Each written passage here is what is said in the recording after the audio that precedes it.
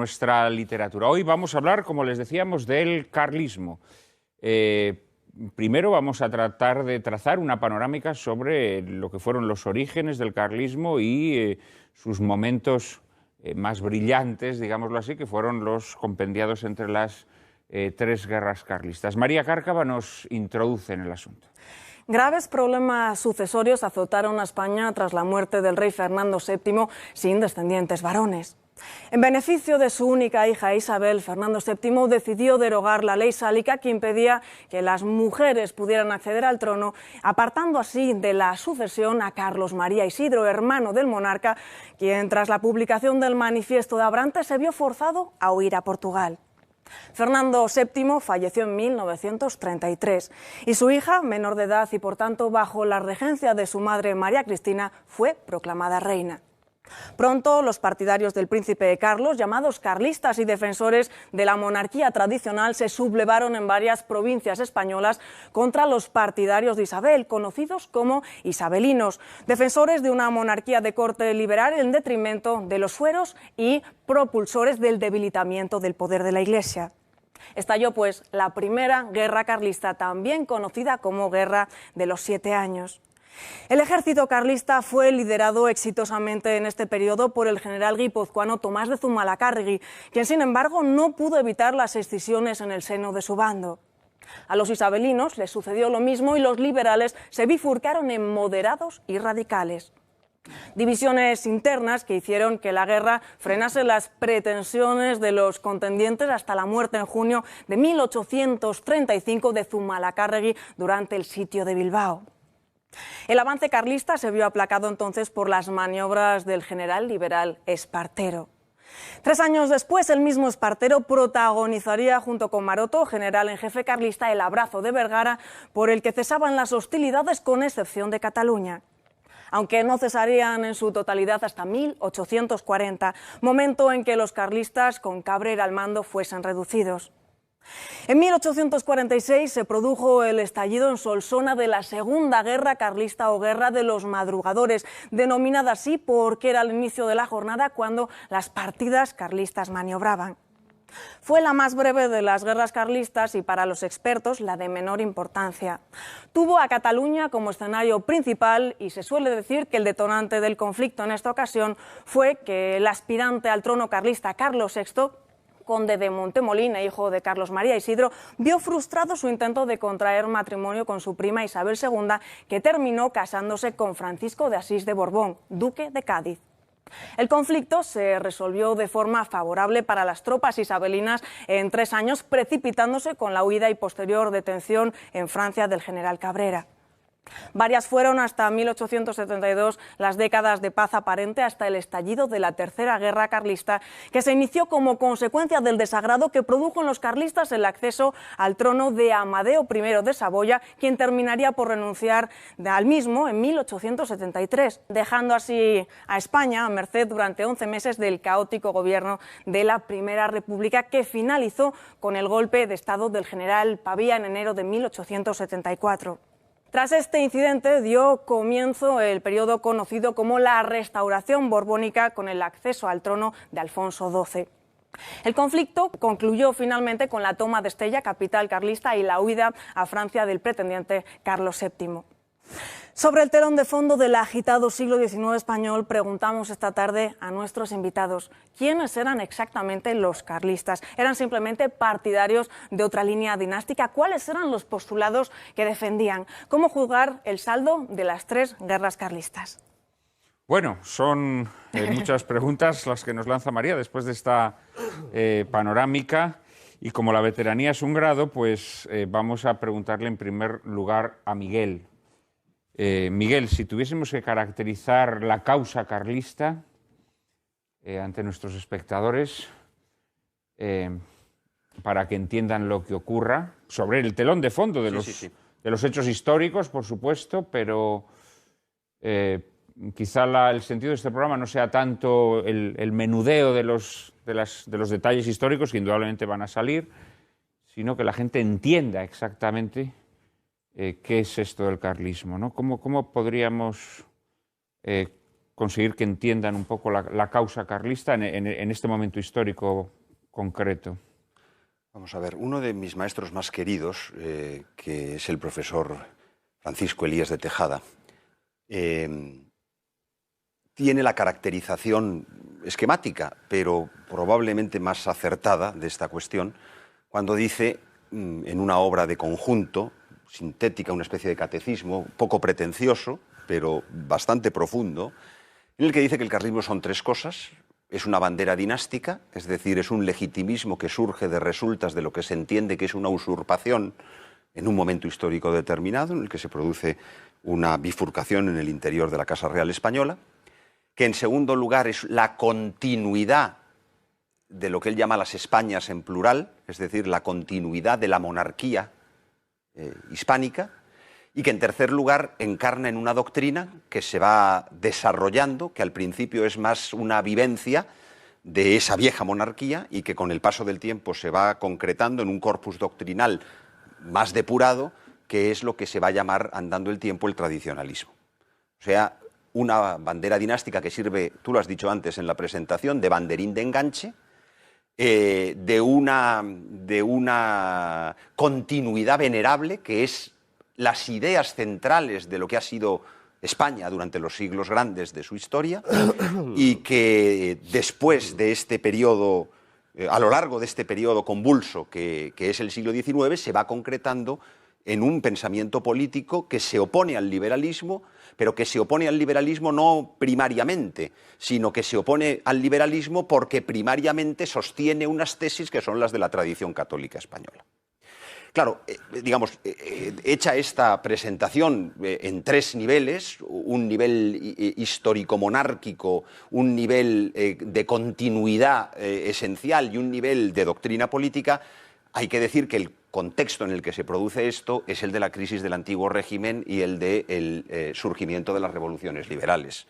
Entonces, en este sentido, incluso el carlismo no se puede comprender sin los pasos previos que se producen en los años inmediatamente anteriores. Es decir, el carlismo no se puede entender sin los ideales esenciales de la guerra contra el francés, de la guerra antinapoleónica, la guerra llamada de la independencia de 1808, porque esas ideas centrales de Dios, patria y rey, que ya están en 1808, son las que llevan, cuando Fernando VII vuelve en 1814, a la presentación de lo que se llama el Manifiesto de los Persas, que es la carta magna del realismo y en realidad la contraconstitución de Cádiz. Ese manifiesto de los persas ya está in nuce, como lo había estado en Borrul, como lo había estado en Inguanzo, como lo habían estado como lo había estado en el filósofo Rancio, como lo habían estado en los defensores de la tradición católica contra el liberalismo en Cádiz, pero aparece en un corpus que se le presenta a Fernando VII como diciendo: dejemos atrás Cádiz, pero no volvamos a la monarquía decadente de tiempos de Carlos IV. Reanudemos con todas las debilidades terminológicas y con todas las oscuridades conceptuales que se quiera que hay en este documento. Y claro, el manifiesto de los persas marca un eje, como marca un eje el manifiesto de Barón de Eroles, que es uno de los regentes de Urgel durante el trienio liberal en 1820, como están los manifiestos durante la llamada década ominosa, en la que, por cierto, mientras en teoría Fernando VII rige de modo absoluto, son los realistas los que son hostigados y en realidad se está preparando la sucesión femenina, el golpe de estado de la sucesión femenina, como sostuvo Suárez Verdaguer con claridad. Es ese contexto, en ese contexto histórico que en realidad es la tradición católica frente a la revolución liberal, en ese contexto se produce una maniobra política, que es un golpe de Estado, que es el que determina la sucesión femenina, que es el que plantea la resistencia. Y todo lo que se ha ido nucleando a lo largo de los decenios se encuentra en torno a don Carlos. Don Carlos incluso tiene que frenar a sus partidarios durante los años inmediatamente anteriores a la muerte de Fernando VII, porque no quiere levantar bandera contra su hermano. Solo cuando su hermano se ha muerto y considera que sus derechos han sido usurpados es cuando levanta la bandera, pero en su torno está toda la tradición española, desde aquellos que lo ven con más claridad hasta aquellos que lo ven con menos claridad. Pero en realidad, a lo largo de la Primera Guerra, de los 7 años, ya se ha ido perfilando una idea muy clara del catolicismo no jansenistizante, sin contaminaciones ni absolutistas ni liberales, los fueros, las libertades concretas de cada uno de los reinos de las Españas. Es decir, todo eso se ha ido. Y una monarquía tradicional que es contraria al despotismo ministerial, que es el modo como se llama a lo que se conocía como absolutismo. Cuando los tradicionalistas reclaman la monarquía absoluta, hay a veces un quid pro quo terminológico. Están rechazando el despotismo ministerial, que es lo que llamamos hoy absolutismo, y están defendiendo, por tanto, la monarquía tradicional. Este telón de fondo es el que permite entender el significado de ese hecho legitimista, que en realidad es un instrumento al servicio de la defensa de la tradición española frente a la agresión a la sociedad católica española y tradicional por parte de la Revolución Liberal.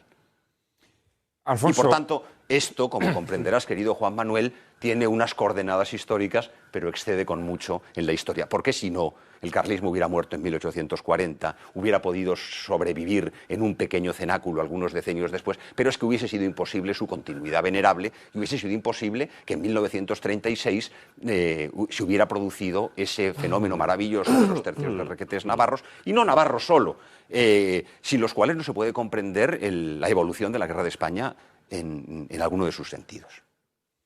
Seguramente vamos a tener ocasión de hablar a lo largo del programa de lo que ha sido la pervivencia, efectivamente, del carlismo, que no se explicaría si solamente hubiese nacido solo de una mera querella dinástica. Pero has utilizado la palabra golpe de Estado. Y me gustaría preguntar a nuestros historiadores si comparten esta idea. O sea, ¿consideran que la sucesión de Isabel II se puede considerar un golpe de Estado? ¿Consideran que las irregularidades que se dieron en la promulgación de la pragmática de Fernando VII reúnen esas irregularidades, pueden ser denominadas golpe de Estado, Alfonso? Bueno, es que yo creo que todo depende de que consideremos, qué definición demos de lo que es un golpe de Estado. Si lo que se trata de ver es si cuando Fernando VII cambia la ley sucesoria lo hace conforme a la legalidad del antiguo régimen, es evidente que no lo hace conforme a la legalidad del antiguo régimen. Es decir, tan es así que el 5 de diciembre de 1832, en el momento en que Fernando VII está repuesto algo de los sucesos de la granja, pero es su mujer quien ejerce el gobierno, hay una sesión de Consejo de Ministros presidida por la propia María Cristina, donde el ministro de Justicia, que es Cafranga, dice que tienen razón los partidarios de don Carlos cuando plantean que el cambio dinástico se ha hecho mal, fundamentalmente porque no se han convocado poderes con cortes necesarios, cortes con poderes necesarios para hacer un cambio de una ley fundamental de la monarquía como es la ley de sucesión. Y, por tanto, por un lado creo que es evidente, uno, que Fernando VII quería que su hija gobernase, pero dos, que el cambio dinástico no se hace de manera legalmente procedente. Jordi. No, yo estaría básicamente de acuerdo con el planteamiento de Alfonso. Lo que ocurre es que a partir de ahí y de la división entre partidarios y contrarios empieza una literatura en la que hay argumentos para todos los gustos y todo es interpretable, reinterpretable, pero en el fondo a mí, y creo que lo decía Miguel hace un momento, digamos, esa cuestión estrictamente dinástica, para lo que ahora nos interesa, que es para la historia del carlismo, es un aspecto muy concreto que, eso ya sería hacer historia casi contrafactual, posiblemente me parece que las cosas y un conflicto entre dos grandes visiones de cómo debe ser el futuro de España era más o menos inevitable. Digamos, y yo creo que ahí hay un gran enfrentamiento entre dos visiones del mundo y de construcción de la sociedad, una que se va aglutinando poco a poco en torno a don Carlos y el carlismo, otra que se va aglutinando en torno a Isabel II y más adelante lo que va a ser el liberalismo. Básicamente son dos modelos de cómo debe ser España en el futuro, es decir, de construcción del Estado-Nación español. Y posiblemente, pero eso no lo sabemos y tampoco es tarea de los historiadores, posiblemente ese enfrentamiento se hubiera dado igualmente, porque se da igualmente en otros países, sin necesidad de que se den digamos, esa pequeña o esa gran cuestión dinástica como en el caso español. Lo que está ocurriendo en España ocurre de manera no muy distinta en Portugal, en Francia o en Italia. Pero no crees... Lo que ocurre quizá que lo distinto es que, claro, si aceptamos que la legitimidad correspondía al hermano del rey, el hermano del rey hubiese dispuesto de medios, digamos, en ese combate entre esas dos visiones del mundo, hubiese dispuesto de medios que no tuvo, claro, al no Posiblemente hubiera sido Estado. Y en cambio, es decir, invertiríamos la guerra civil. Claro. Pero en el fondo, a mí lo que me parece que hubiera ocurrido de todas maneras, porque es lo que nos muestra la historia del siglo XIX, de la Europa occidental, es esa confrontación entre dos modelos de sociedad. Sí, sí, eso es indudable. Yo concuerdo y me había permitido iniciar una interrupción por la que pido perdón, porque estando de acuerdo con Jordi, me da la impresión de que precisamente es esa encarnación dinástica la que permite la fortaleza y la pervivencia. Hay algo en el caso español que no se da en los demás casos. Siendo cierto lo que dice Jordi, es un problema universal. ¿Por qué en España tiene una virulencia, una fortaleza, una vigencia mayor? ¿Por qué perdura más en el tiempo? Pues entre otras cosas porque se produce una adhesión personal, una adhesión moral, que es muy del antiguo régimen, muy de la antigua España, con las personas reales, con una familia que se entiende que de alguna manera es la que corona toda la sociedad de familias, todo el entramado de familias que es la comunidad política, ¿no? Creo que eso es así. No, en ese sentido yo creo que el rey en la causa carlista es fundamental. Yo diría, la cuestión dinástica no me parece la explicación a secas del carlismo, pero tampoco me parece posible el carlismo sin el rey. Y en el caso español, la continuidad de la familia real, evidentemente, es un elemento clave hasta el 36 como mínimo. Que en cambio, en esos otros países que yo he citado, eso se rompe de alguna manera mucho antes, sea en el caso portugués o sea en el caso francés, digamos, sobre todo después de la muerte del conde de Chambord en el 83. Y en el caso italiano es más complejo, pero digamos que el rey de Nápoles no representa exactamente lo mismo que va a representar los reyes carlistas para el movimiento carlista. No, en ese sentido totalmente de acuerdo. Lo que ocurre es ese choque entre dos visiones del mundo, que efectivamente se da en otros países, al igual que en España. Yo creo que en España tiene unas características también especiales porque creo que la revolución liberal reprime y asfixia el natural español, que creo que es muy marcadamente antiliberal frente a otros países, que creo que en su resistencia al liberalismo son mucho menos feroces, digámoslo así, ¿no? Y la prueba de que eso es así es que yo creo que la guerra civil española, de alguna manera, y con las degeneraciones propias ya de una época pues mucho más turbia, pero sigue siendo de alguna manera la lucha de algo natural español frente a doctrinas ideológicas que se perciben como extrañas a nuestra tradición. Nace de un impulso semejante a aquel impulso del que nacen las guerras carlistas. Yo creo que de alguna manera, repito, con las contaminaciones propias de una fase más avanzada de la historia y por lo tanto de la introducción de otras ideologías como pueden ser los fascismos, los totalitarismos, pero de alguna manera yo creo... es decir, yo creo que es una naturaleza que ha sido torcida de forma violenta y que pugna por imponerse, por emerger, ¿no? Vamos a hacer una pequeña pausa. Javier me ha pedido la palabra y será el primero que la tenga después de la publicidad. En un minuto estamos nuevamente con todos ustedes.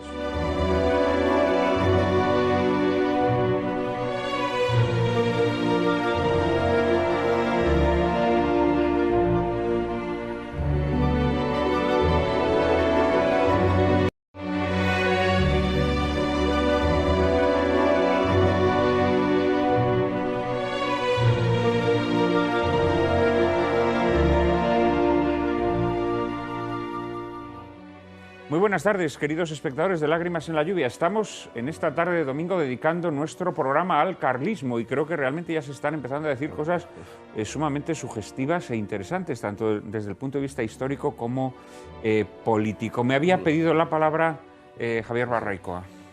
Ante el peligro de reducir la visión del carlismo a un puro problema jurídico, dinástico, sucesorio... No, pero esto es necesario hablarlo también, sí, indudablemente. Pero, digamos, la genialidad del carlismo y del pensamiento carlista fue distinguir entre la legitimidad de derecho y de hecho, de tal forma que si incluso Isabel II, siendo ilegítima de derecho, hubiera correspondido a la esencia de España, a ese espíritu del pueblo español, etcétera, podría haber acabado perfectamente siendo reconocida por los propios carlistas. Y viceversa. Y Carlos V, si se hubiera hecho liberal, hubiera sido traicionado.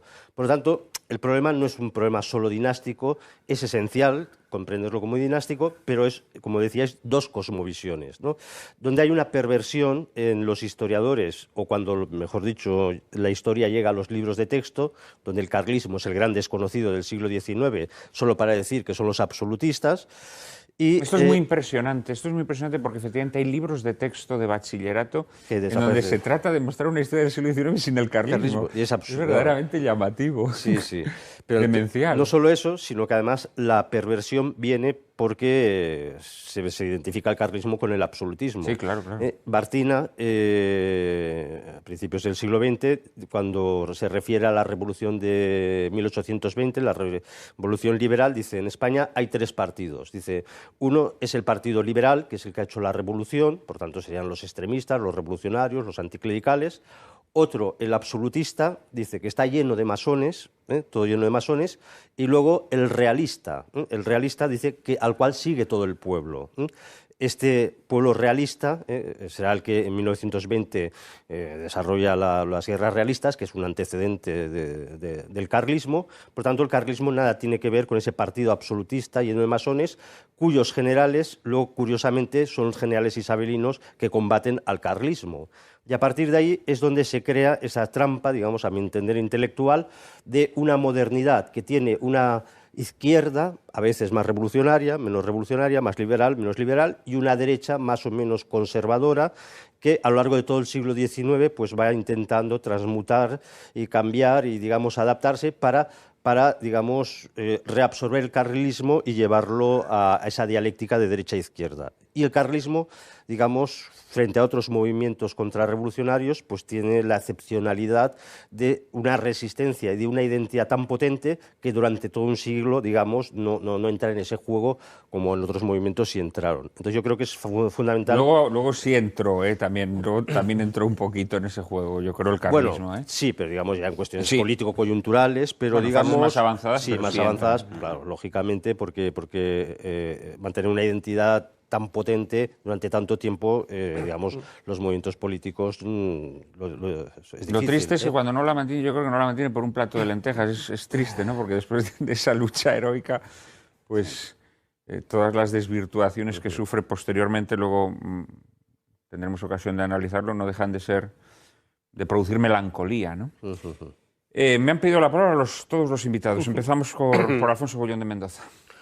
Bien, ha ido saliendo muchas cosas. Por ejemplo, tema de carlismo y absolutismo. Evidentemente, la mayor parte de los absolutistas están con don Carlos.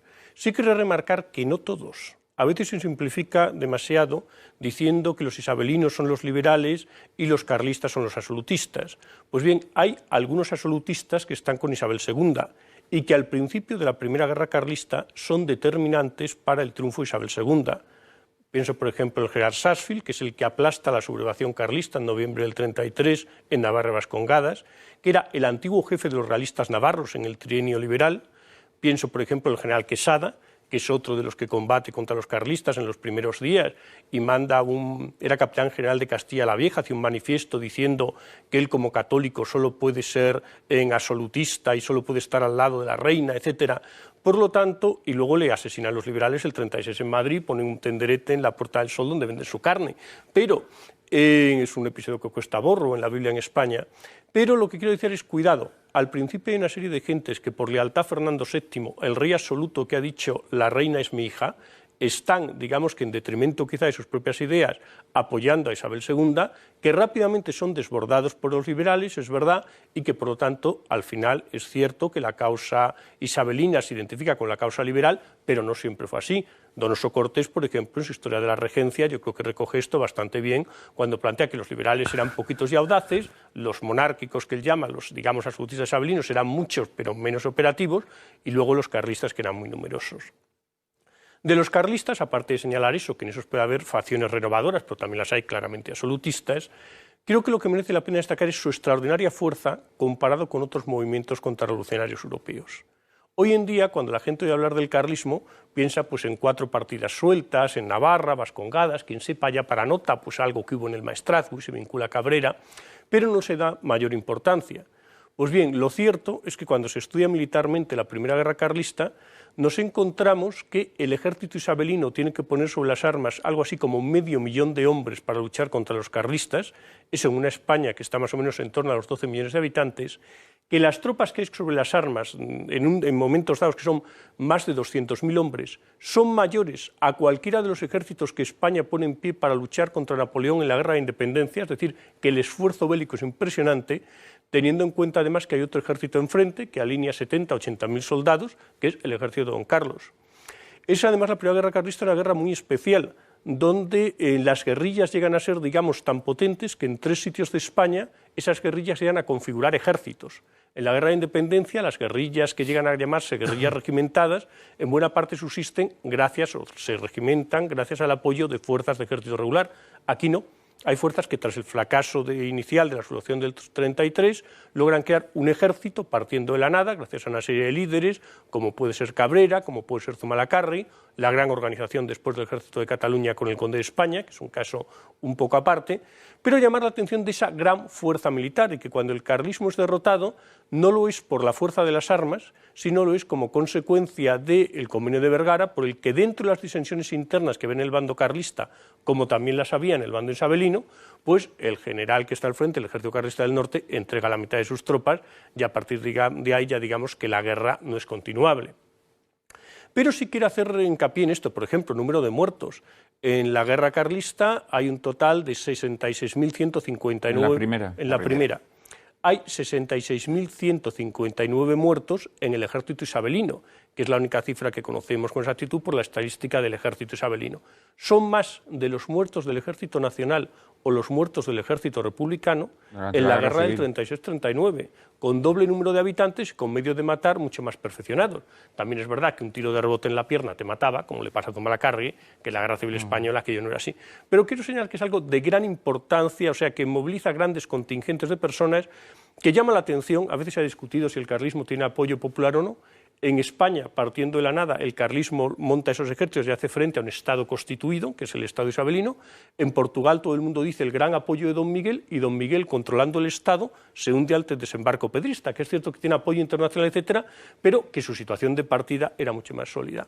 Luego yo también remarcaría una cosa, que a lo mejor por aquí puede que haya quien disienta, pero el carlismo evidentemente va perdiendo fuerza. Es decir, el carlismo de la Tercera Guerra, que a veces parece, digamos, una cosa muy esplendorosa, muy llamativa, ha surgido mucho periódico carlista en el sexenio, etcétera, pero claro, ese afloramiento carlista es porque hay unas leyes también que lo permiten, cosa que en la época de la Primera Guerra no permitía.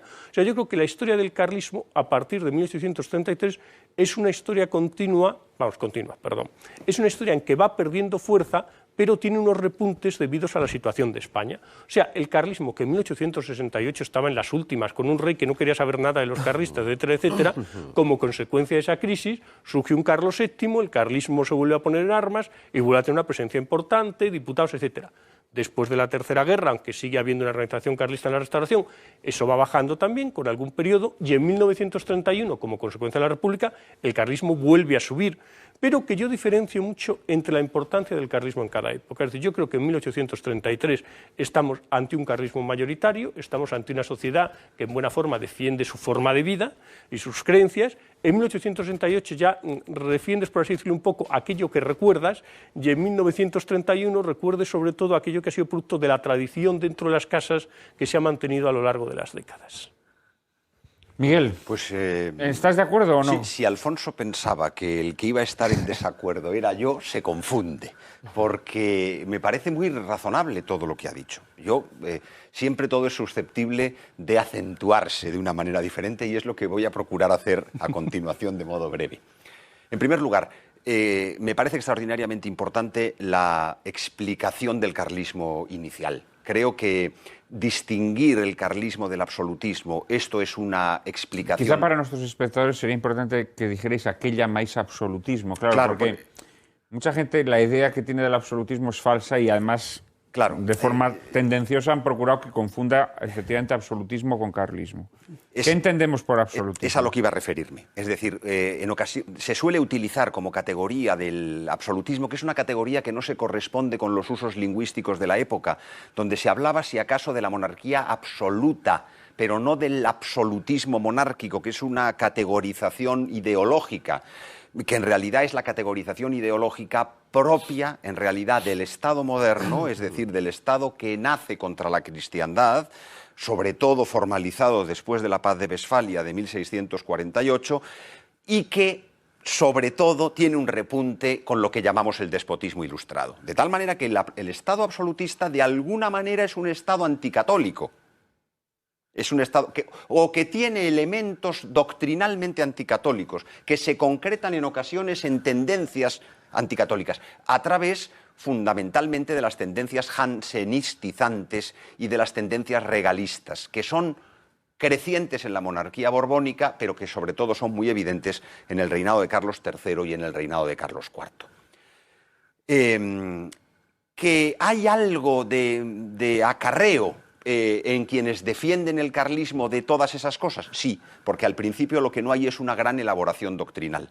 Que en general quienes están con don Carlos lo están con los aspectos más positivos de la monarquía tradicional, aunque algo hayan acarreado, hayan arrastrado de ese tipo de contaminaciones, también. Pero es que estamos hablando de un momento en el que lo fundamental es una reacción ante una agresión frente a una vivencia de una tradición. Una tradición, si se quiere, desvitalizada en parte, si se quiere, contaminada, pero que es operante.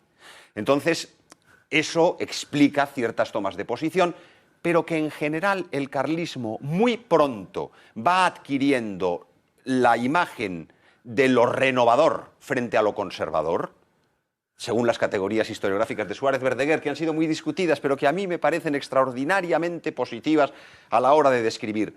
El absolutismo es el conservatismo, es la conformidad con el estado de cosas del antiguo régimen, y frente a eso hay dos reformismos. Hay un reformismo innovador, que es la copia de Francia, y que es el liberalismo, y hay un reformismo renovador, que es la recuperación de lo mejor de la tradición española. Entonces, esos dos reformismos son los que se van a encontrar en lucha, porque el fenómeno absolutista en general, más allá de ciertas predisposiciones de simpatía inicial, van a terminar, desde el punto de vista político, operando a favor del liberalismo y a favor de la sucesión femenina. Para esto es importantísimo la comprensión de la llamada década ominosa, sin la cual, sin sus reformas administrativas, políticas y sobre todo sin lo que es esa maniobra que yo he llamado antes golpe de Estado, que permite la sucesión femenina. ¿Y quiénes hacen eso? Eso hacen los que son llamados absolutistas, que son los que están poniendo las bases para que pueda haber la sucesión liberal. Hay una connivencia absolutismo-liberalismo frente a lo que es el realismo que va a derivar en el carlismo. Con todos los matices que se puedan hacer a una caracterización que efectivamente, cuando se hace respecto de hechos históricos en los que la doctrina no está perfectamente definida, porque se está definiendo y va a tardar decenios en definirse, es muy complejo. Pero en realidad esto se ve muy pronto, cuando Balmes, en un texto que he citado en otras ocasiones en este programa, escribe de una manera verdaderamente sutil, describiendo a los moderados, que son verdaderamente quienes van a asentar el liberalismo en España, porque el liberalismo progresista solamente destruye. Y lo que hacen los liberales moderados es conservar la destrucción, es decir, es conservar la revolución. Esto Balmes lo describe en una fórmula sintética que el padre Casanova, en sus obras completas, resumía como: el Partido Conservador conserva así la revolución. Pero que el texto balmesiano es más agudo, porque dice: el partido al que bautizaron sus instintos en 1833, las fechas se podrían indagar, pero al que bautizaron sus instintos y se llamó moderado, y al que ya en la década de los 40 bautizó su sistema y se llamó conservador. Es que al principio lo que había que hacer era moderar la revolución, pero para afirmarla. Y después lo que había que hacer era conservar la revolución ya producida. Balmes ha pasado a la historia como un autor medio pensionista. En realidad lo es en parte por su pensamiento y en realidad lo es en parte por su actitud, aunque los liberales han intentado atraerlo excesivamente para ellos, porque Balmes es el precursor de la campaña, a diferencia de Viluma y otros apoyos, del marqués de Viluma y otros apoyos del matrimonio regio, la idea de casar a Isabel con el hijo de don Carlos V, es decir, con don Carlos VI, con el conde de Montemolín, idea que fracasa porque los liberales son los que se empecinan. Y Balmes, cuando el matrimonio se ha hecho imposible, para conseguir la reunificación de la familia real, sobre la base de la tradición, probablemente moderada, pero sobre la base de la tradición, Balmes cierra su periódico. Es decir que, y ahí es donde nos encontramos ya con toda esa evolución que Alfonso Bullón de Mendoza trazaba. Es que el carlismo mayoritario, multitudinario de la Primera Guerra, Henningsen, el famoso capitán que cae en las filas de don Carlos, famoso aventurero inglés que cae en las filas de don Carlos de Milagro y termina de capitán, pues en sus memorias, que son interesantísimas, cuenta cómo España era entera carlista. Claro, ¿eso se mantiene después? Pues es muy difícil que cuando han ganado los liberales, han hecho la desamortización, es muy difícil que el carlismo pueda tener ese arraigo social. ¿Ese arraigo social se mantiene? Sí, tan se mantiene como que es que las escaramuzas son permanentes. La guerra dels matiners, que ha sido de los madrugadores, que ha sido evocada, está entre el 46 y el 49, pero luego está el desembarco de San Carlos de la Rápita, que es una intentona. Es que prácticamente no hay un momento de paz, hay guerrillas por doquier. Que esas guerrillas por doquier no son comparables con un ejército y con media España o con 3/4 partes de España en defensa de don Carlos. Claro, es evidente que las circunstancias han cambiado radicalmente. Pero es que cuando llega la Tercera Guerra Carlista, pese a todo, es verdad que está el elemento desencadenante de la gloriosa, para ellos, claro, esta revolución de 1868. Cuando digo para ellos me refiero a los liberales. Claro, pero que hay desencadenantes siempre que hacen emerger esa especie de gran guadiana histórico que es el carlismo, como se ha llamado en tantas ocasiones al carlismo. Sí, pero yo, estando de acuerdo con Alfonso Bullón, y no puedo no estarlo, el carlismo de la primera época, de la Primera Guerra, con Castilla entera carlista, no es comparable al carlismo de la Tercera Guerra. Ahora bien, que después de todos esos decenios, que después de guerras perdidas, que se mantenga un grupo unido en torno al rey, con minorías parlamentarias, con periódicos, con pueblo, es un milagro. Es cuando se hace el estudio de eso en la historia de España, es que parece mentira que eso haya podido ocurrir y que haya podido ocurrir hasta fecha bien reciente. Pero sobre esto no me quiero anticipar.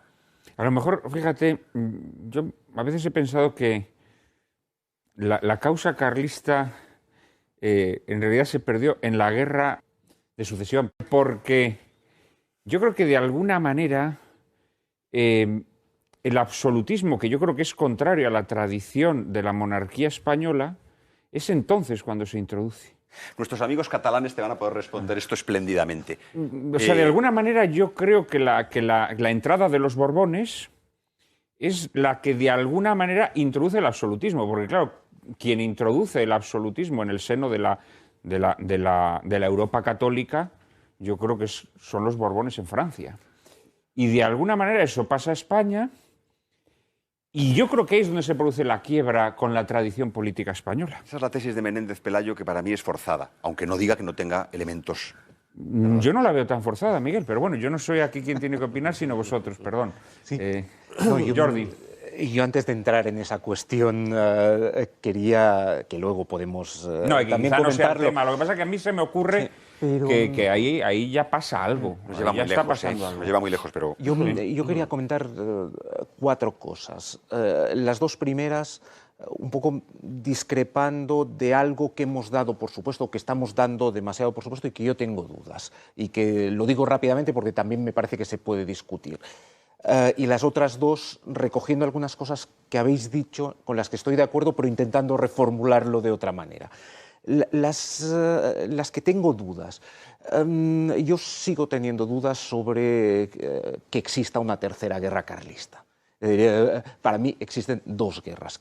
Primera guerra carlista, segunda guerra carlista. Ya sé que es un debate muy historiográfico, pero la guerra de los matinés ¿No la consideras? no me parece una guerra que tenga el mismo nivel que la primera y la que la tercera. segunda. Pues es verdad. Por lo tanto, yo... Que la primera y la tercera, Pero, para que la bueno, gente se aclare. Porque si sí, no, de acuerdo. claro. La que yo considero primera y la que yo considero Claro. segunda. Bien. A mí me parece que hay 2 O sea, grandes ¿tú guerras. consideras que la segunda, la considerada segunda, no se debería tener por una auténtica A mí me guerra? parece que no, es más pequeña. Manía Cárcava en su Los números son introducción más señaló pequeños. que era una guerra... Está solo en Cataluña, por una serie de razones. Yo tiendo a hablar de 2 grandes y luego algunas guerras más pequeñas y un montón de movimientos, asonadas, etcétera, etcétera. Pero lo podemos discutir. La segunda es que también hemos dado, por supuesto, muy rápidamente el tema de los fueros. Y yo no tengo tan claro que los fueros vayan con el carlismo desde el primer momento. Es decir, que convertir el trilema en Dios, patria, rey, en Dios, patria, rey, fueros, a mí me parece que es algo que se hace a lo largo del siglo XIX, pero que a lo mejor habría que distinguir. Y a mí me parece que fueros durante buena parte del siglo XIX y para muchos carlistas creo que ya lo integra patria. Pero bueno, esa sería otra cosa que puede. Luego voy a lo otro y tiene que ver con lo que decíais de los libros de texto. Pero no solo los libros de texto, buena parte de las historias de España que uno puede ver las explicaciones sobre el siglo XIX. Yo creo que hay 2 grandes equívocos. El primero es pensar que el carlismo es, o que los carlistas querían volver hacia atrás. Que eso es algo que se ha comentado, dicho muchas veces, pero a mí me parece falso. Falso, relativamente falso. Es decir, de acuerdo, hay una reacción contra el liberalismo, contra la revolución, pero no se pretende volver a esa sociedad absolutista, o la llamemos sociedad del antiguo régimen. Hay un proyecto claro de sociedad. Y en el caso español y en otros casos, yo creo que de Maistre en las consideraciones sobre Francia ya lo tiene claro.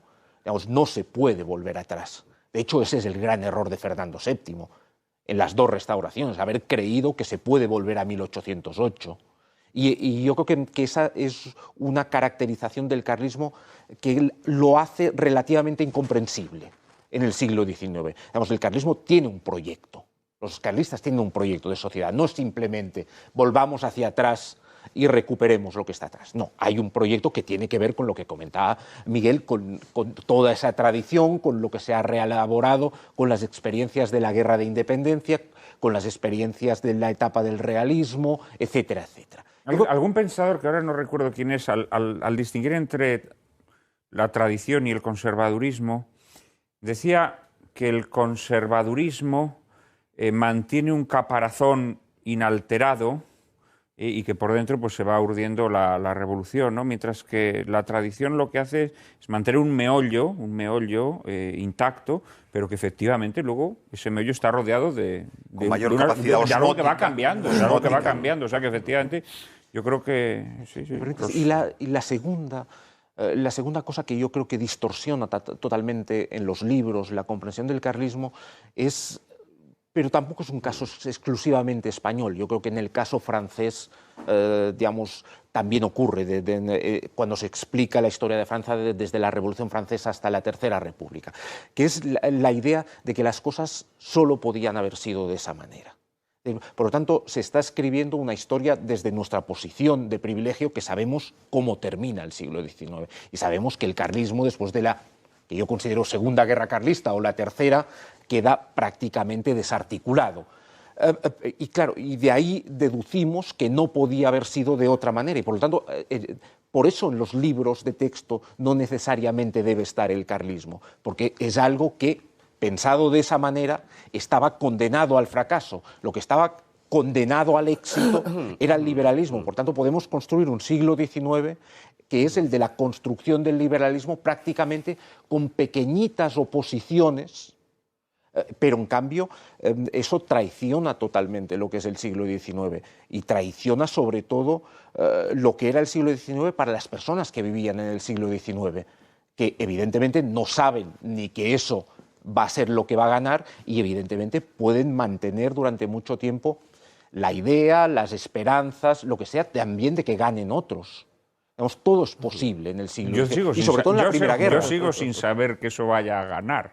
Es decir, yo anhelo el momento en el que esto que creemos que ha ganado pierda. Estamos hablando del XIX. No, ya, pero que quiero decir que la historia es muy larga, y la gente se tendrá que descalabrar y caer al abismo y luego, pues... o sea, que efectivamente, creo que es injusto tener esa visión de que las cosas tenían que suceder así. No, pero totalmente de acuerdo. Yo decía el caso de España, pero yo he visto historias del siglo XIX de Portugal en la que es la historia del liberalismo del siglo XIX en Portugal, como si no hubiese habido miguelistas en Portugal. Y en el caso español se ha hecho muchas veces. Puramente aparecen los carlistas como un detalle casi. Digamos, aquellos que han aparecido en un momento determinado para ponérselo más difícil a esos liberales que están condenados a terminar triunfando. Y yo creo que esos dos problemas son los que convierten en nuestros libros de texto, en buena parte de las historias, en incomprensible el carlismo y en incomprensible el siglo XIX. Porque yo sigo pensando que el siglo XIX, tal como lo hemos contado hasta ahora, es incomprensible. Bueno, totalmente de acuerdo contigo. Me están pidiendo la palabra varios de nuestros invitados, pero primeramente vamos a hacer una pequeña pausa. Será de apenas un minuto. Enseguida estamos nuevamente con todos ustedes.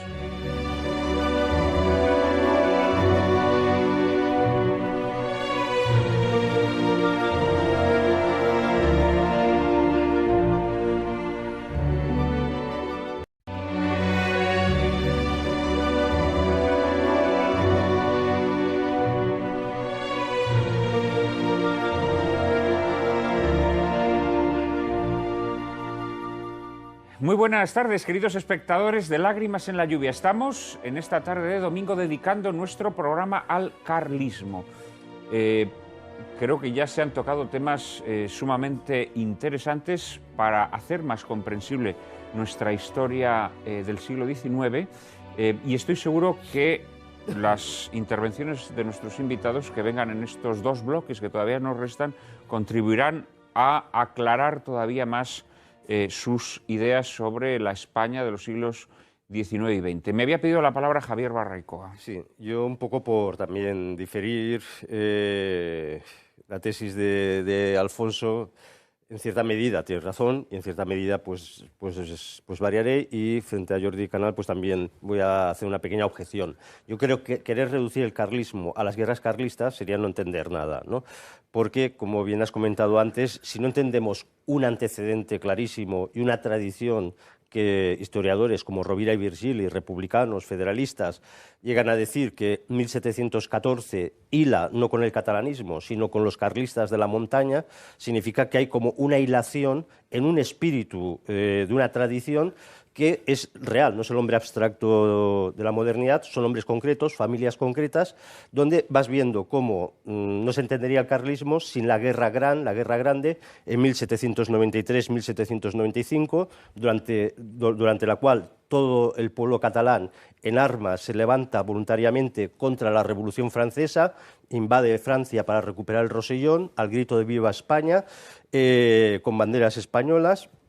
Esto, al cabo de pocos años, en 1808, las mismas familias están combatiendo contra el francés, contra Napoleón, porque es lo anticlerical, Napoleón es satánico, es el anticristo, y por lo tanto es va contra la tradición, con la esencia de la tradición.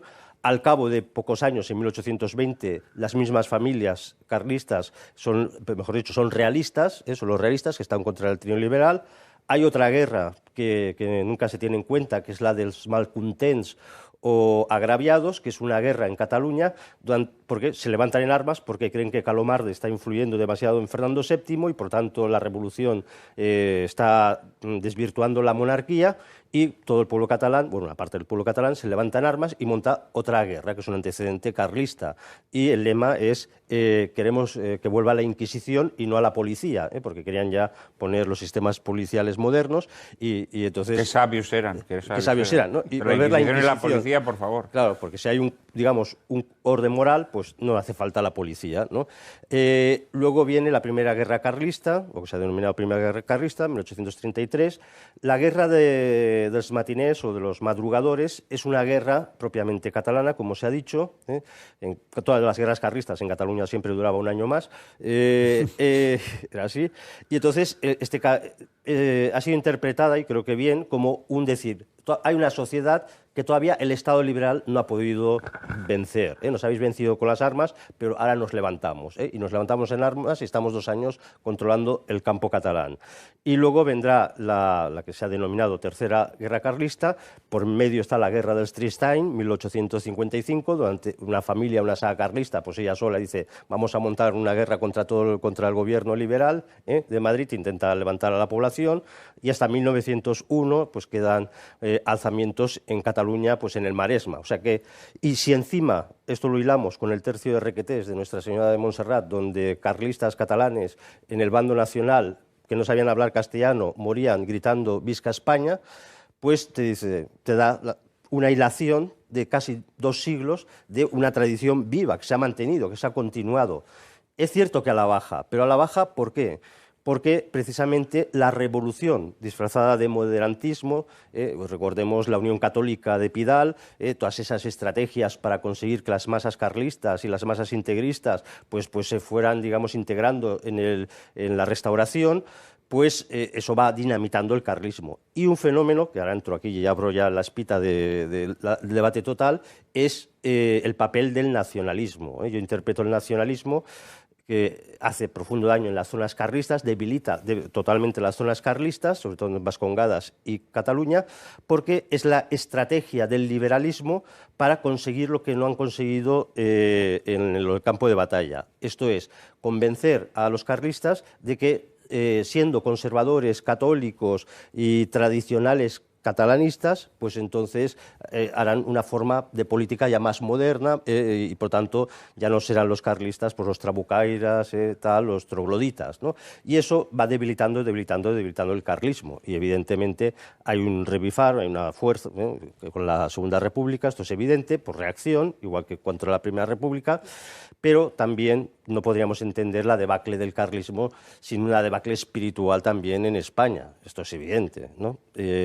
Y entonces no es tanto que el carlismo sea un movimiento dinástico que haya realizado unas guerras y se haya agotado por sí mismo, sino que yo lo veo como parte de un combate, digamos, a nivel macrocosmos, de 2 cosmovisiones, donde pues desgraciadamente pues la postura carlista está debilitada, pero porque lo que defiende el carlismo está debilitado, ¿no?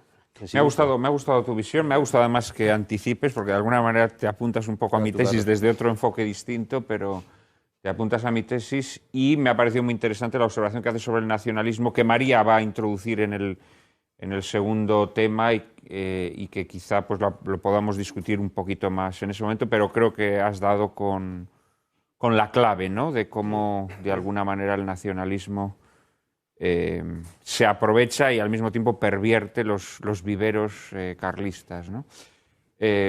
Alfonso. Fray Magín Ferrer, que es uno de los grandes pensadores carlistas de la primera época, yo creo que el más importante, señala que se observa cómo en aquellas zonas que se habían conservado los fueros, las estructuras tradicionales, era donde el carlismo había tenido fuerza, y como en aquellos donde se había derogado, pues no había tenido el mismo impulso. Incluso lo que señala es que en el caso de Cataluña, pese a todo, había logrado mantener ese apoyo, pero que conservaciones de estilo foral hubieran sido mejor para el carlismo, hubiera perdurado más.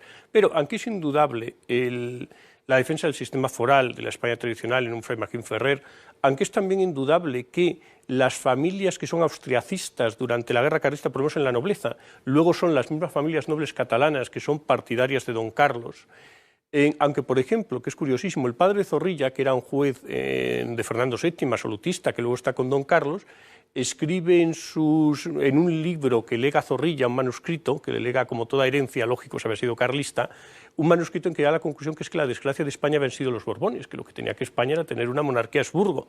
Es decir, que aunque hay varias cosas que abonarían esa relación entre, digamos, en carlismo y Austrias y tradicionalismo, yo, sin embargo, reconocer que desde el punto de vista de textos no me la encuentro. Es decir, que si yo busco en los pensadores carlistas de la primera mitad del XIX el conocimiento de la escuela de Salamanca, busco algo que prácticamente no hay. O sea, hay muy, muy escasas citas. Es decir, que no veo claro una vinculación. El libro de Puy, por ejemplo, el pensamiento tradicional de la segunda mitad del XVIII, no encuentro realmente que me dé ninguna vinculación con la anterior.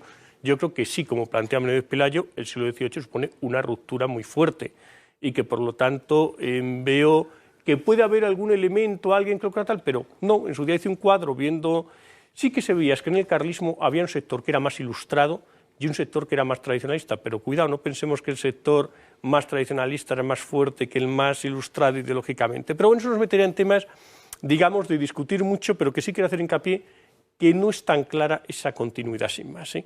Pero una vez marcado simplemente ese aspecto, quería destacar otra cosa que me parece interesante, que es lo que ha introducido Jordi Canal, de considerar solo aquello que ha triunfado en las alternativas. Esto fue denunciado en 1930 por un libro de uno de los grandes historiadores británicos del siglo XX, en Butterfield, en un libro que se llama El mito de la historiografía Whig, que lo que plantea es esa visión de la historia que daban los liberales ingleses, en las que toda la historia de Inglaterra era la historia, digamos, del pueblo inglés hacia las libertades representadas por el poder del Parlamento, donde los Tories solo aparecían como unos sectarios esbirros del rey que trataban de acabar con las libertades y los monarcas eran algo que estorbaba.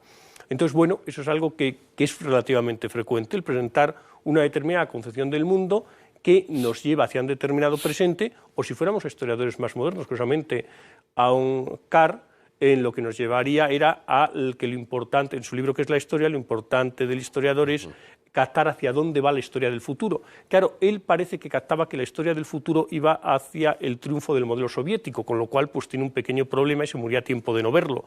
Pero eso muchas veces hay en el fondo a la hora de presentar la historia, es decir, considerar que el presente, ese punto ínfimo dentro de la historia, que es el momento en que ahora vivimos, es el lugar al que nos ha llevado ineludiblemente toda la historia del pasado. Cuando además el presente, dentro de 5 años, puede ser completamente distinto. Es el progresismo, es el veneno progresista. La lineal de la historia, ¿no? Vamos a ver, yo en este punto me gustaría comentar algunas de las cosas que ha dicho Alfonso, sobre todo, porque de las que ha dicho Jordi Canal, yo diría que discutir entre la autonomía de la Segunda Guerra, bueno, tiene un valor menor, está más concentrada geográficamente.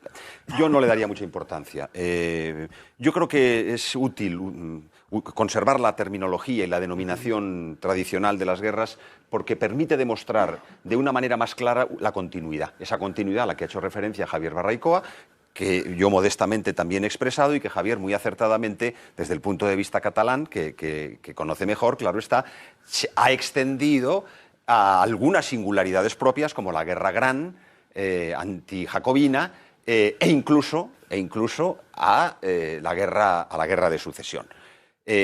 Tema interesantísimo en el que existe esa conexión sociológica evidente que reconoce Rovira y Virgili, como citaba Javier Barraicoa, es decir, entre las familias carlistas que antes han sido austriacistas y los que, como el padre Orlandis de venerada memoria, decía que ellos, su familia, nunca habían sido butiflé, es decir, nunca habían sido borbónicos en la guerra de sucesión. Pero digamos que esto que nos llevaría a la gran discusión de la guerra de sucesión y al significado del borbonismo, al significado incluso de la posición austriacista catalana, el archiduque Carlos fue un desastre luego como emperador de Austria y su línea no fue mucho más ortodoxa ni tradicional que la de Felipe V, más bien me inclino a pensar que lo contrario, pero sinceramente, prefiero no entrar. En cambio, de las malignidades que acaba de decir mi queridísimo amigo Alfonso Bullón de Mendoza, no puedo dejarlas pasar. Vamos a ver. Es decir, Alfonso ha venido en realidad a destruir de una manera seráfica, como es él, una buena parte de las tesis centrales de esa continuidad intelectual de lo que es el elemento renovador, tradicionalista, que está en el carlismo frente al absolutismo y frente a y de continuidad de lo que es la vieja España.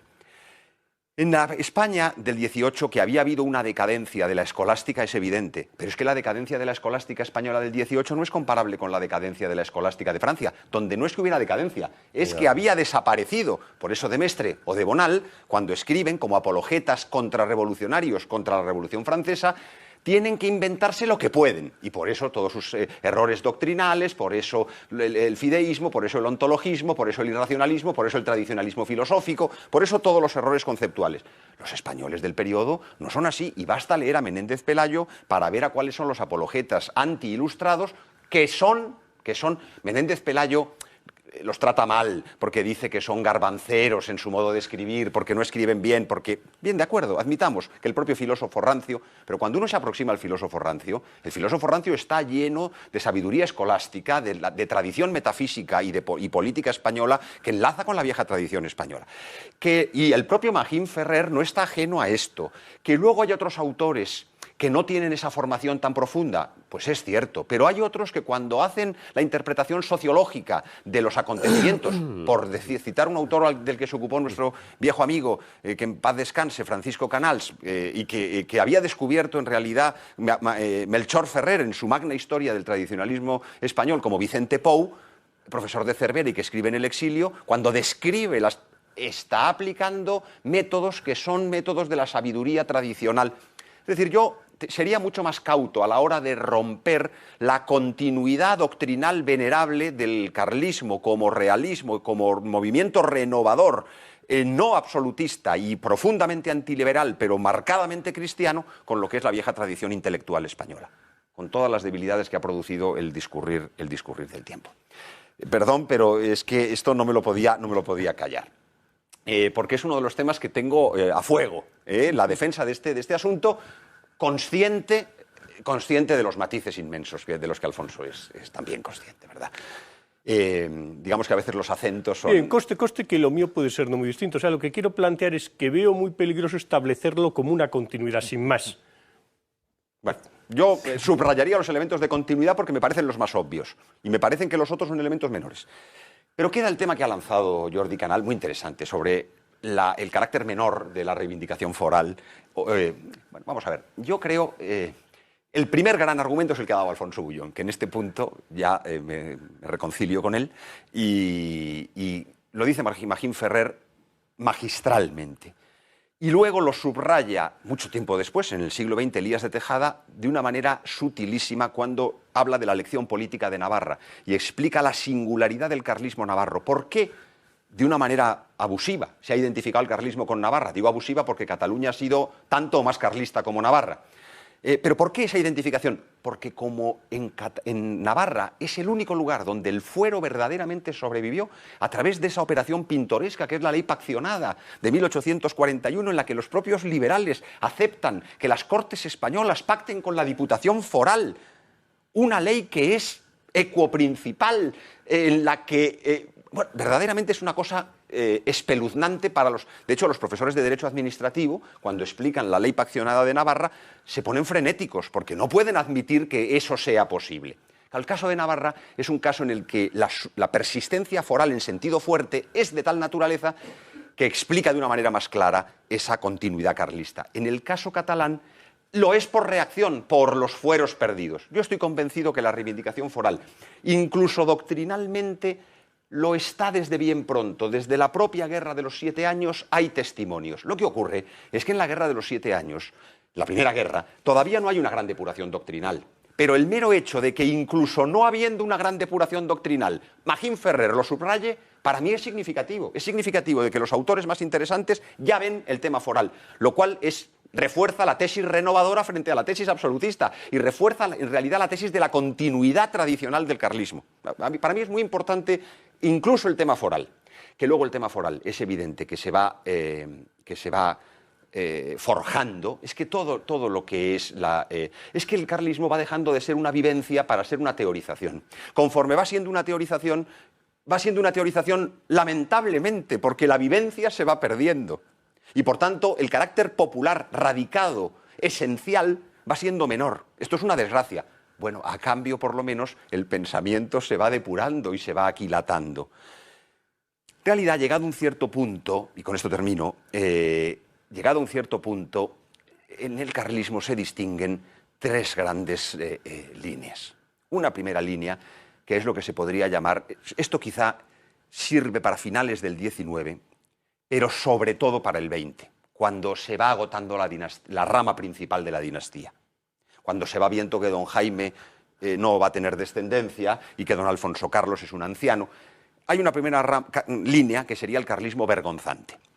Es el carlismo familiar, radicado, dinástico, pero que conforme les resulta antipático e incómodo estar siempre en la oposición, el conde de Rodez nos lo cuenta en alguna ocasión, teníamos un palco en el Teatro Principal de Pamplona y nunca podíamos ir a las funciones importantes, porque en esas ocasiones iba el gobernador o iba alguien de la familia usurpadora y entonces no íbamos, y entonces teníamos el palco mejor del Teatro de Pamplona y no podíamos ir, lo cual demuestra...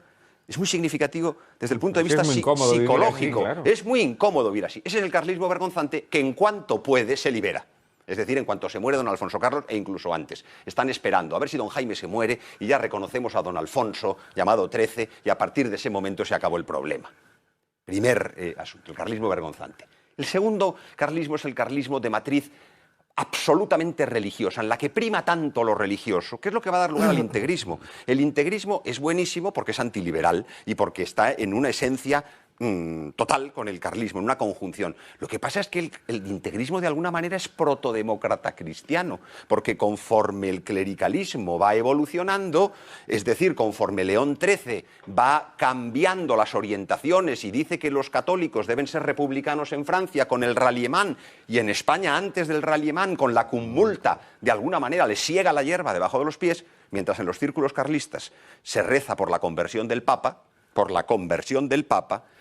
cosa muy útil. En cambio, el partido integrista que se opone al liberalismo, tanto como el carlismo, pero van a ver al Papa y a decir que si suspenden sus actividades, que si se disuelven, pero qué ingenuidad, pero ¿cómo ofrecer eso? Esta es la segunda línea, en la que el predominio de congregación eclesiástica, que en el carlismo es central el espíritu católico, ultramontano, montaraz, tradicional, pero conforme se va desligando del principio dinástico, conforme se desliga del principio político, se convierte en una protodemocracia cristiana.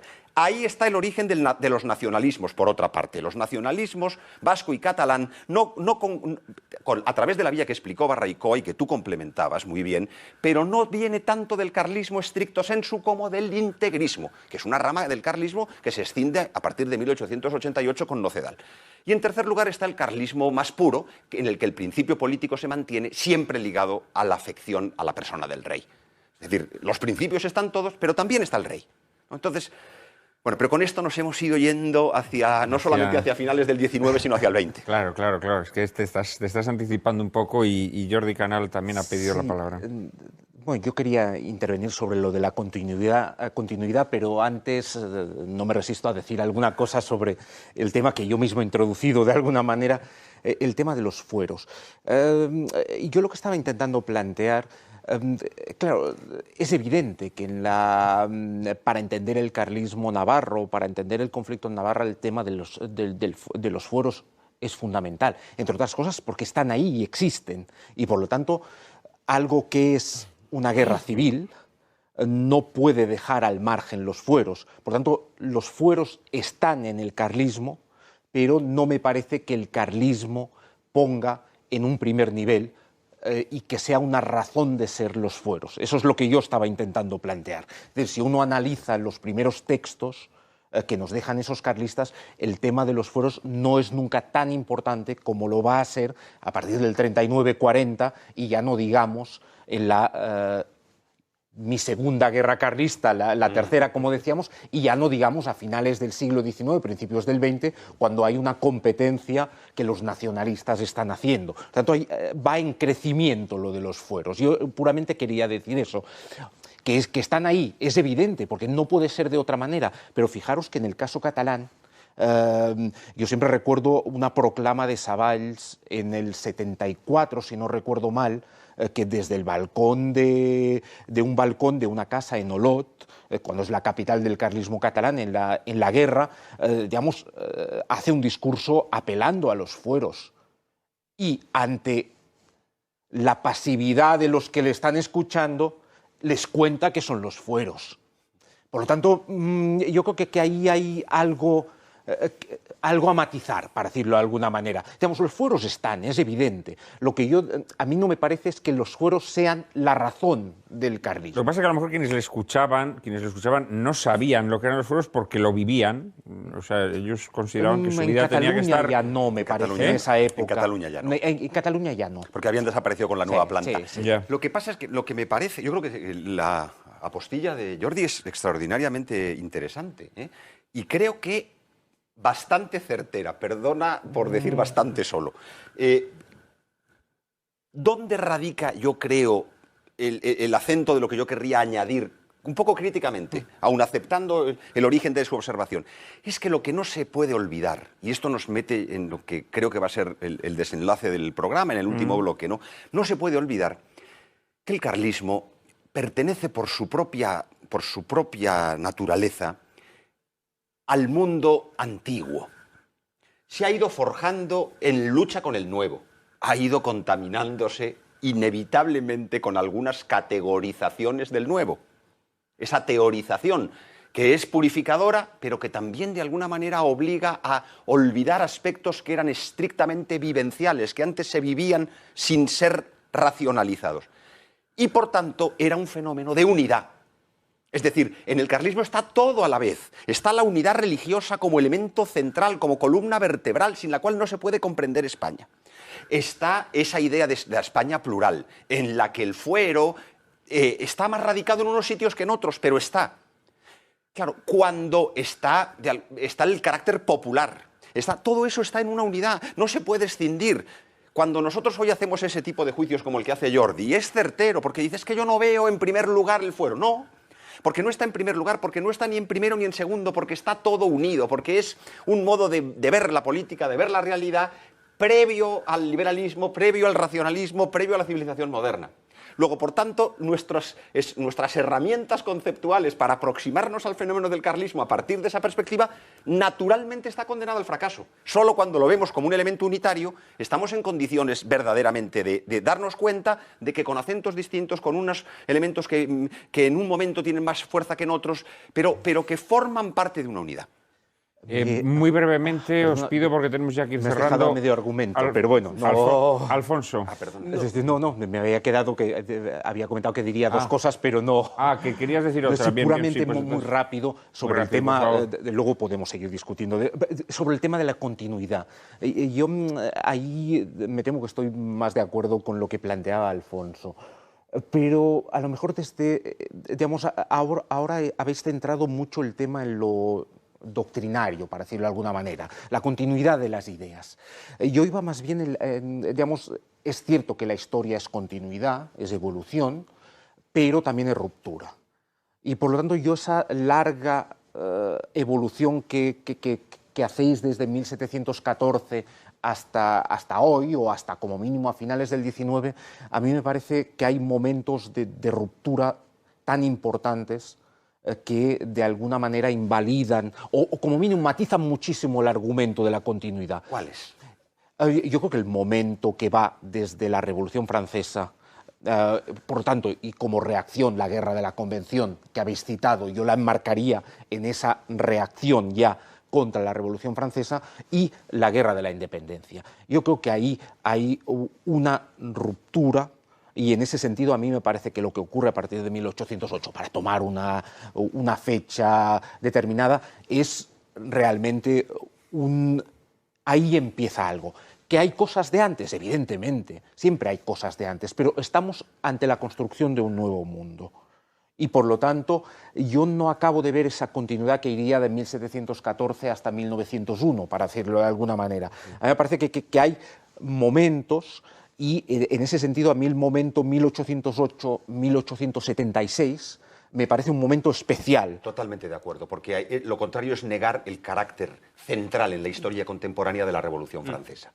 Otra cosa es la pre-Revolución Francesa, la Ilustración como preparación, pero que la Revolución Francesa marca un punto. Sí, estoy totalmente de acuerdo. Sí, pero eso sería mantener la tesis de la ruptura, pero con un reforzamiento a partir de 1789 y sus ecos españoles. Sí. Tenemos que hacer una breve pausa, después de la cual seguiremos hablando del carlismo, pero trataremos de mostrar que siguió habiendo carlismo después de esta época o de esta etapa de las guerras carlistas. Será en apenas un minuto, no nos abandonen, por favor.